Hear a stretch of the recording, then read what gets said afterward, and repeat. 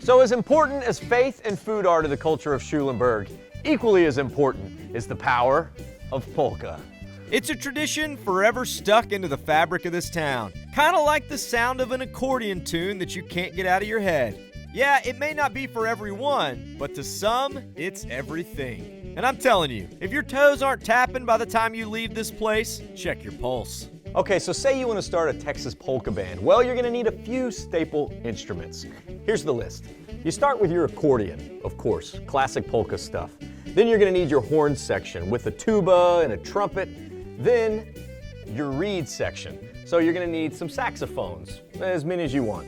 Then drums, of course, and if you really want to do it upright, matching vests. As long as you're in a band, you're automatically cool and can wear whatever you want. Since 2010, this museum has been honoring those Texans who bring the polka power all over the state.